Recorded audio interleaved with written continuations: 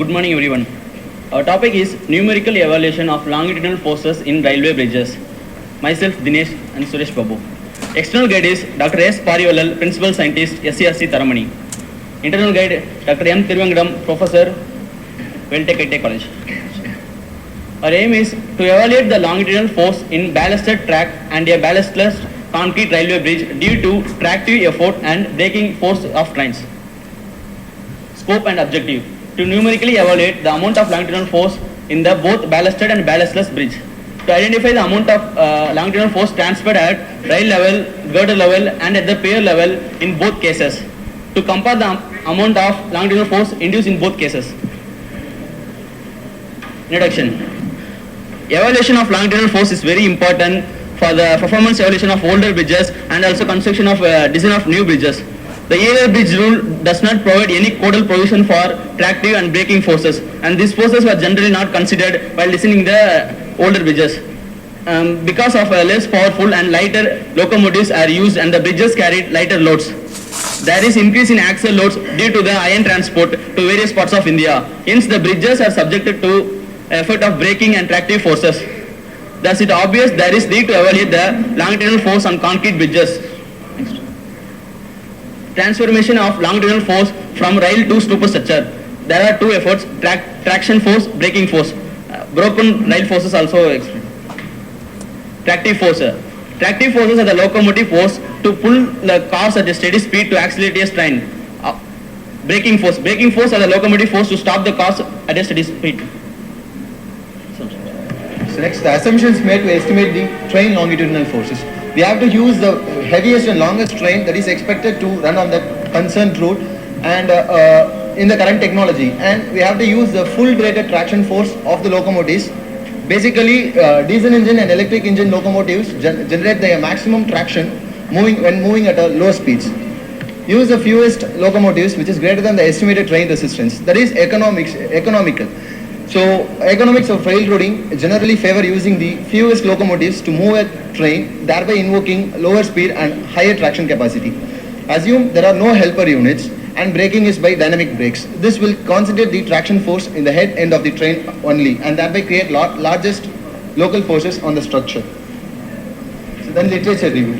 So from this literature, simply supported composite railway bridge, a comparison of ballasted and ballastless track alternatives. So the purpose of this is to compare the effect of ballasted and ballastless track alternatives on a simply supported steel concrete composite bridge. So the result is designs for both ballasted and ballastless track alternatives are performed and compared according to static analysis, and also a dynamic analysis is also made on the bridge. So stresses are significantly lower for ballastless solution when compared to ballasted solution. Therefore, when compared to ballastless and ballasted track, the ballastless tracks allow using lower quantities of material when compared with ballasted tracks. That is, we can reduce 15% of materials used. And the next literature is longitudinal forces on bridges. This test was conducted on Stone Bridge by RDSO, Ministry of Railways. The main object of this study is to determine the longitudinal force, which should be considered as acting on the piers and abutments at the knuckle pin of the guider. Therefore, they used strain gauges to measure the longitudinal force, and the strains recorded were used to calculate the longitudinal force developed in the bridge. So they have arrived at some results. Then evaluation of longitudinal force on a railway bridge based on strain measurements. This test was conducted by CSIR campus. So there is since there is a growing demand to increase freight haulage in railway networks, in particular on the iron ore transportation routes. So the longitudinal force evaluated based on the experiments here they have used strain gauges to measure the longitudinal force, and the results showed that only part of the rail force is transmitted to the superstructure. Then mechanics model of additional longitudinal force transmission between bridges and CWR with small resistance fasteners. So they have arrived some new mechanics model which reveals additional longitudinal force transmission between the CWR and the bridges.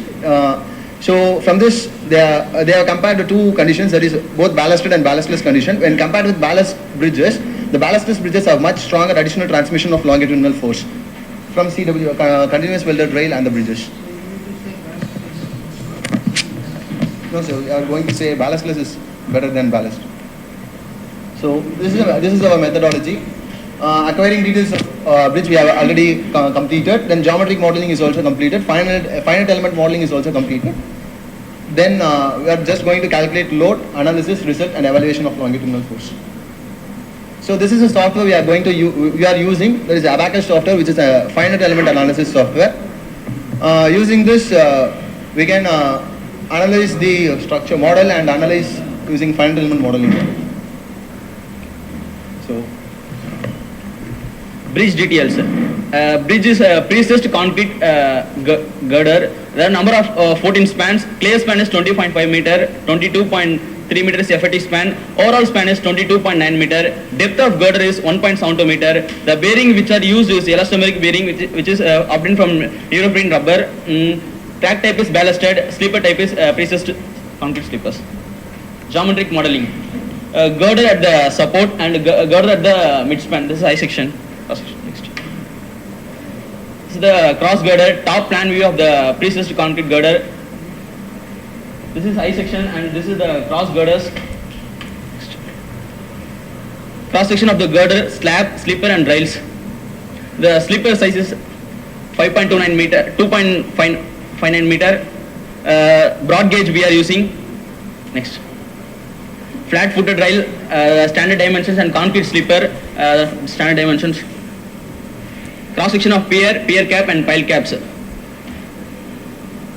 So this is Abacus modeling. First we have to generate some parts.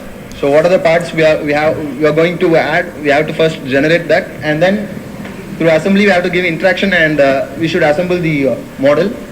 So this is after assembling, and this is a side view of our concerned span, and this is finite element modeling. We have meshed the entire guider and the bridge span by tetrahedral shape with 50 mm size. So our future works to be done are load calculation, analysis, evaluation of longitudinal force.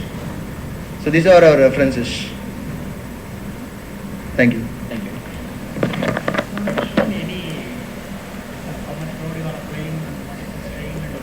Yes, sir, we have to, so future works.